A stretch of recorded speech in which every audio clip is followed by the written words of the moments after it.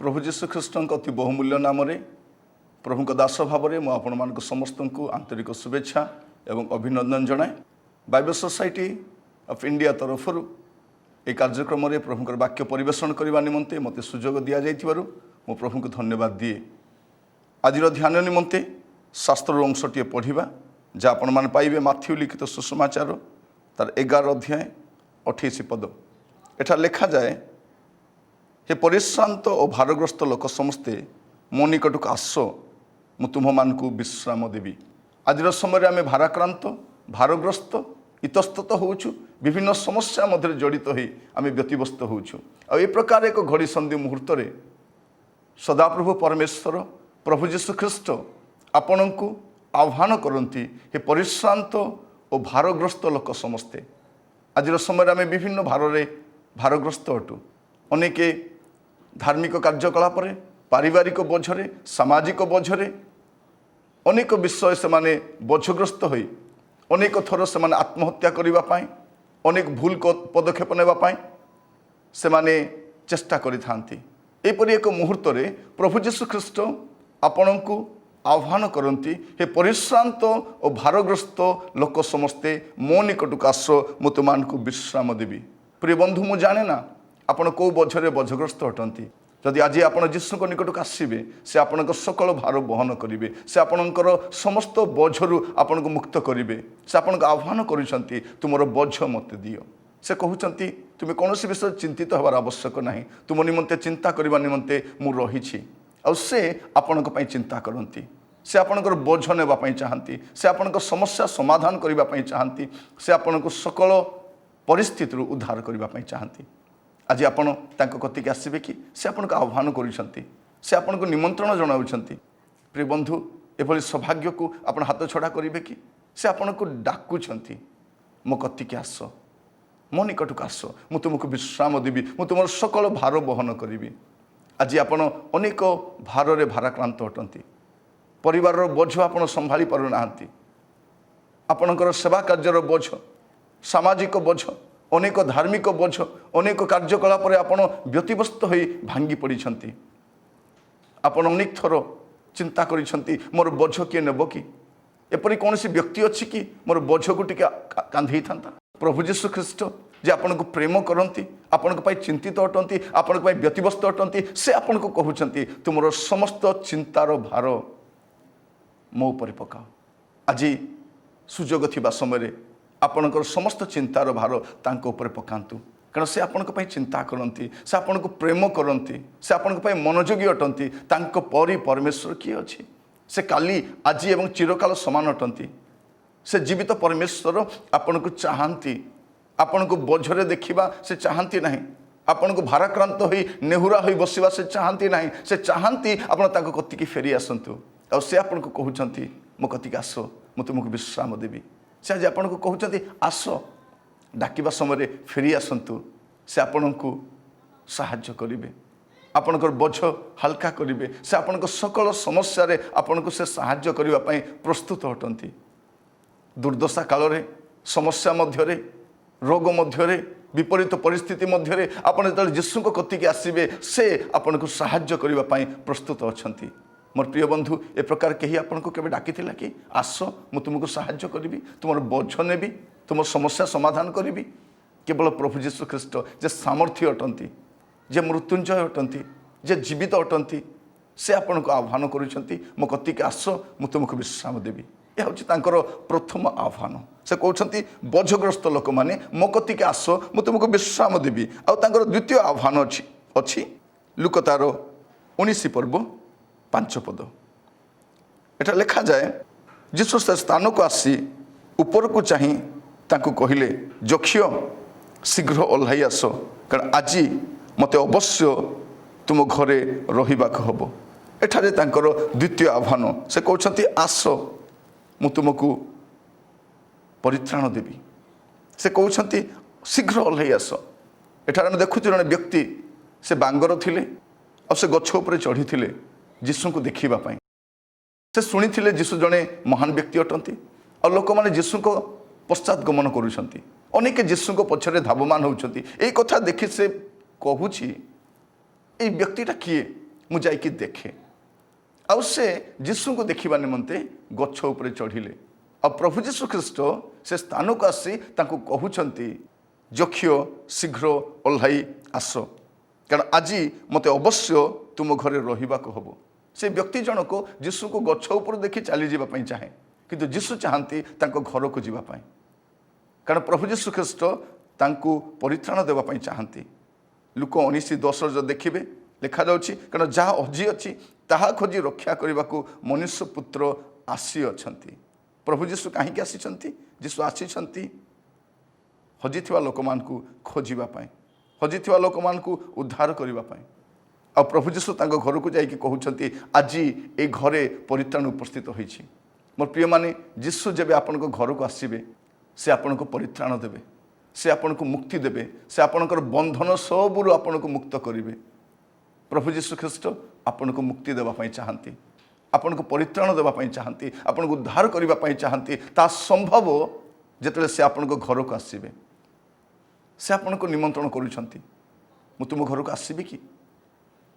ଯଦି ଆପଣ ଆଜି ଯୀଶୁଙ୍କୁ ଆପଣଙ୍କ ଘରକୁ ଡାକିକି ନେବେ, ଆପଣଙ୍କ ଘରର ସମସ୍ୟା କ'ଣ ମୁଁ ଜାଣେ ନା, ଆପଣ କେଉଁ ସମସ୍ୟାରେ ଅଛନ୍ତି ମୁଁ ତାହା ଜାଣି ନାହିଁ, ଆପଣଙ୍କ ଘରର ପରିସ୍ଥିତି କ'ଣ ତାହା ମୁଁ ଜାଣେ ନା, କିନ୍ତୁ ଯଦି ଯୀଶୁ ଆପଣଙ୍କ ଘରକୁ ଆସିବେ, ସେଥିପାଇଁ ଯୀଶୁ ଯକ୍ଷକୁ କହିଲେ, ଯକ୍ଷ ଶୀଘ୍ର ଓହ୍ଲାଇ ଆସ, ଆଜି ମୋତେ ତୁମ ଘରକୁ ଯିବାକୁ ପଡ଼ିବ। ପ୍ରିୟ ବନ୍ଧୁମାନେ, ଅନେକ ଆମେ ଯୀଶୁଙ୍କୁ ବାହାରେ ବାହାରେ ଶୁଣିକି ଚାଲିଯିବା ପାଇଁ ଚାହୁଁ, ୟା ମୁଖରୁ ତା ମୁଖରୁ ଯୀଶୁଙ୍କ ବିଷୟ ଶୁଣି ଆମେ ତୃପ୍ତ ହେବା ପାଇଁ ଚାହୁଁ, କିନ୍ତୁ ଯୀଶୁ ଚାହାନ୍ତି ଆମ ଘରକୁ ଆସିବା ପାଇଁ। ପ୍ରଭୁ ଯୀଶୁ ଯେତେବେଳେ ଆପଣଙ୍କ ଘରକୁ ଆସିବେ ସେତେବେଳେ ଆପଣଙ୍କ ଘରେ ପରିତ୍ରାଣ ଆସିବ। ମୁଁ ଜାଣେ ନା ଆପଣଙ୍କର ସ୍ଥିତି କ'ଣ ଅଟେ, କିନ୍ତୁ ଆଜି ଯୀଶୁ ଆପଣଙ୍କୁ ଗୋଟେ ସୁଯୋଗ ଦେଉଛନ୍ତି, ଆପଣଙ୍କୁ ଗୋଟେ ଅବସର ଦେଉଛନ୍ତି। ସେ ଆପଣଙ୍କ ଘରକୁ ଆସିବା ପାଇଁ ଚାହାନ୍ତି। ଯଦି ସେ ଆପଣଙ୍କ ଘରକୁ ଆସିବେ ଆପଣଙ୍କର ପରିସ୍ଥିତି ବଦଳିଯିବ। ପ୍ରଥମ ନିମନ୍ତ୍ରଣ ସେ କହୁଛନ୍ତି, ହେ ପରିଶ୍ରାନ୍ତ ଓ ଭାରଗ୍ରସ୍ତ ଲୋକ ସମସ୍ତେ ମୋ କତିକି ଆସ, ମୁଁ ବିଶ୍ରାମ ଦେବି। ଦ୍ୱିତୀୟରେ ସେ ଯକ୍ଷ କହୁଛନ୍ତି, ଓହ୍ଲାଇ ଆସ, ମୋତେ ଅବଶ୍ୟ ତୁମ ଘରକୁ ଯିବାକୁ ପଡ଼ିବ। ପ୍ରିୟ ବନ୍ଧୁ, ଏହି ସୌଭାଗ୍ୟକୁ ହାତ ଛଡ଼ା କରନ୍ତୁ ନାହିଁ।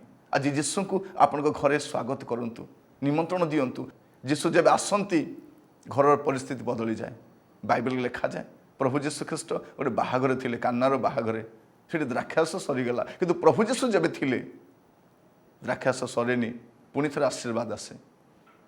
ଜଣଙ୍କ ଘରେ ଗୋଟେ ଝିଅଟି ମରିଥିଲା, ଜାଇରସଙ୍କର କନ୍ୟା। ପ୍ରଭୁ ଯୀଶୁ ଯେତେବେଳେ ତାଙ୍କ ଘରକୁ ଗଲେ ସେ ମୃତ ଝିଅଟି ସଜୀବ ହେଲା।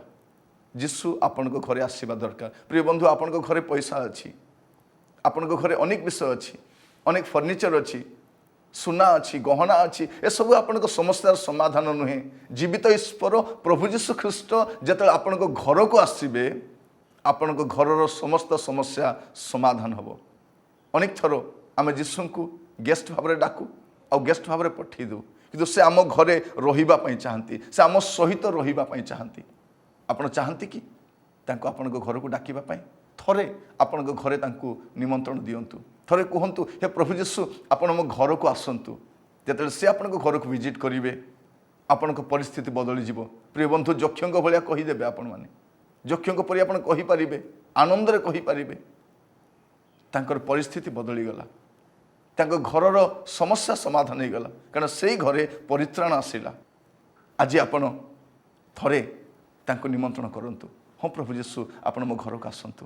ସେ ଆପଣଙ୍କର ବିନା ଅନୁମତିରେ ଆସିବେ ନାହିଁ, ଆପଣଙ୍କୁ ତାଙ୍କୁ ନିମନ୍ତ୍ରଣ କରିବାକୁ ପଡ଼ିବ, କହିବାକୁ ପଡ଼ିବ ଯେ ପ୍ରଭୁ ଯୀଶୁ ଆପଣ ମୋ ଘରକୁ ଆସନ୍ତୁ।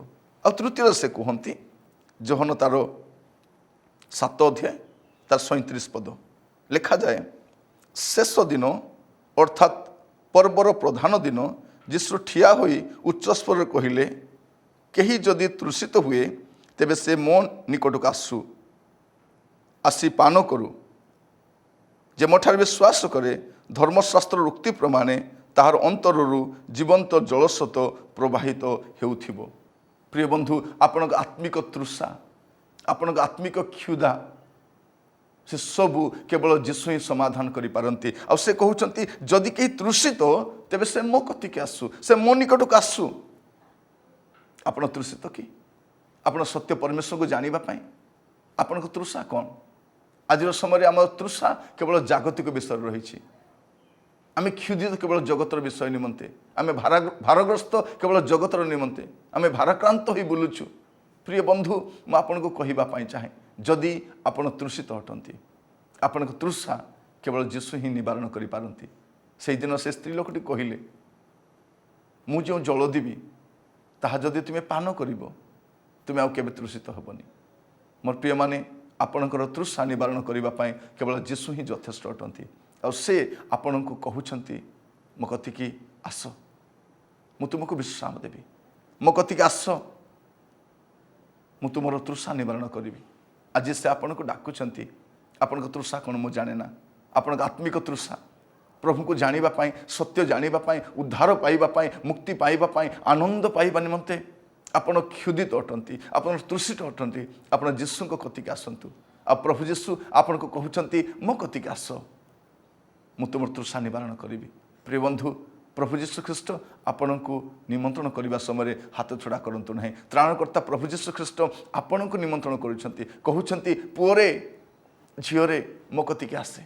आपण को सृष्टिकर्ता, आपण को निर्माणकर्ता, जे जगतर सृष्टिकर्ता अटंती, जे आपण को मते निर्माण करिसंती, से प्रभु जीशु ख्रीष्ट 2000 वर्ष तले से जगत को आसीथिले आ ए तीनोटी कथा कहिथिले हे परिश्रांत और भारग्रस्त लोक समस्ते मो कतिकी आस मु तुमको विश्राम देवी। से कहउछंती मोर जुआली अपना अपना ऊपर घेन पुणी मो निकटू शिख कारण मु मृदुशील और नम्रचित आ तुम्हें माने अपना अपना आत्मार विश्राम पाइब। मोर प्रिय माने केवल आत्मार विश्राम प्रभु जीशु दे पारंती। से कहउछंती मो निकटू शिख। आज सौभाग्य जे प्रभु आपण को डाकुछंती, आज सौभाग्य जे प्रभु आपण को तांको निकट को डाकुछंती आ से कहउछंती मो कतिकी आस। प्रिय बंधु प्रभु जीशु ख्रीष्टंकर आह्वान को आपण हाथ छड़ा करंतु नहीं। प्रभु जीशु ख्रीष्टंकर ए सुजोग आपण को देइथिबा विषय को आपण हाथ छड़ा करंतु नहीं। हुए तो परवर्ती समय आपण अनुतप्त हेबे जे प्रभु मते निमंत्रण करुथिले आ मु निमंत्रण को अग्राह्य कली। अनेके आज समय जीशु ख्रीष्टंकर निमंत्रण को अग्राह्य करंती आ जो माने भी अग्राह्य करिसंती से माने बोझग्रस्त होइसंती, भारग्रस्त होइसंती एवं परिणति बयस रे परवर्ती मुहूर्त रे से माने अनेक विषय हरैबा पई पड़िछि, अनुतप्त होइसंती कारण से प्रभुंकर कथा को अग्राह्य करिसंती। बाइबल परमेश्वर आपण को डाकुछंती, से कहउछंती तुमर बोझ मते दियो, से कहउछंती तुमर समस्त भार आपण काहे कि भारग्रस्त होउछंती।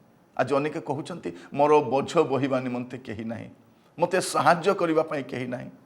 अनेक भाबुछंती केवल मते ही बोझ बहिबा को पड़िबो। अनेक धार्मिक बोझ, अनेक व्यक्ति माने जो बोझ देइछंती ताहा बही बही आपण व्यतिव्यस्त हो गलेनी। आपण कहउछंती मो दे आ संभव नुहे, किंतु प्रभु जीशु कहउछंती मो कतिकी आस मु तुमको विश्राम देवी। प्रिय बंधु यह हमर सौभाग्य अटे। आज जीशु आपण को घर को आसीबा पई चाहंती, आपण को घर समस्या परिवर्तन करिबा पई, आपणकर रोग सुस्थ करिबा पई, आपणक आर्थिक स्थिति को बदलैबा पई, आपणक जीवन में शांति देबा पई, आपणक जीवन में मुक्ति देबा पई, आपणक सकल विषय मु जाने ना आपण कोन समस्या अछंती, आपणक घर स्थिति कोन मु ताहा जाने ना, किंतु आज जीशु कहउछंती मु तुम घर को आसीबा पई चाहे। आपण केवल कहंतु हे प्रभु जीशु आपण मो घर को आसंतु आ प्रभु जीशु ख्रीष्ट आपण घर को थरे आसिला परे कारण जीशुंकर पाद जो घरे पड़े, जीशुंकर उपस्थिति जो घर को आसे, जीशु जो घर को आसंती से घर परिस्थिति संपूर्ण बदली जाए। प्रिय बंधु आज मु आपणकर विषय रे एतिकी कहिबा पई चाहे। आपणक पई सुजोगटी अछि, हाथ छड़ा करंतु नाही। आपणक तृषा से निवारण करिवे, से आपणक तृषा निवारण करिवे। मु जाने ना आपणक आत्मिक तृषा कौन। से कहउछंती मो कतिकी आस धर्मशास्त्र उक्ति प्रमाणे, धर्मशास्त्र जहाँ लिखाई से उक्ति प्रमाणे ताहार अंतररू जीवंत जलस्रोत प्रवाहित होउथिबो। या से कहिबार उद्देश्य कौन, केवल आपण तृषा निवारण हम ताहा नुह, किंतु आपण अन्य मानक तृषा मध्य निवारण करिवे। आपण आशीर्वाद पाइबे ताहा नुह, किंतु आपण अन्य मानक निमंते मध्य आशीर्वादर कारण होई पारिबे। प्रिय बंधु प्रभु आपनको आशीर्वाद करंतु, प्रभु आपनको साहाय्य करंतु, तांकर निमंत्रण को आपण ग्राह्य करंतु नाही। से आपनको स्वागत जनाउछंती। प्रिय बंधु जीशुको कतिक आसंतु, आपनको बोझ से दूर करिवे। जीशुको कतिक आसंतु, आपणकर समस्त तृषा निवारण करिवे। आ जीशु जदि आपनको घर को आसीबे, आपणकर परिस्थिति बदली जीवो। प्रभु आपनको बाहुल्य रूपे आशीर्वाद करंतु। धन्यवाद।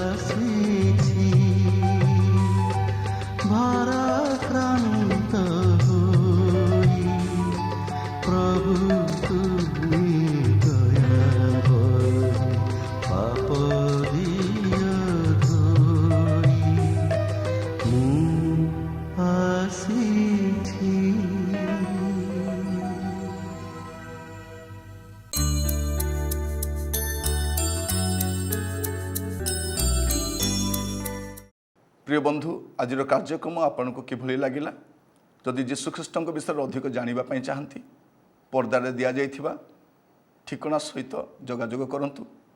ଆପଣ ପତ୍ରାଳାପ କରିପାରିବେ, ଆପଣ SMS କରିପାରିବେ। ଆମର ଭାଇ ଭଉଣୀମାନେ ଆପଣମାନଙ୍କ ସହିତ ଯୋଗାଯୋଗ କରିବେ। ଯଦି ଆପଣଙ୍କର କୌଣସି ସମସ୍ୟା ଥାଏ, ପ୍ରଶ୍ନ ଥାଏ, ଆପଣ ପଚାରିପାରନ୍ତି। ଆମର ବନ୍ଧୁମାନେ ଆପଣଙ୍କୁ ସାହାଯ୍ୟ କରିବା ପାଇଁ ସର୍ବଦା ପ୍ରସ୍ତୁତ ରହିଥିବେ। ଆସନ୍ତୁ ପ୍ରାର୍ଥନା କରିବା।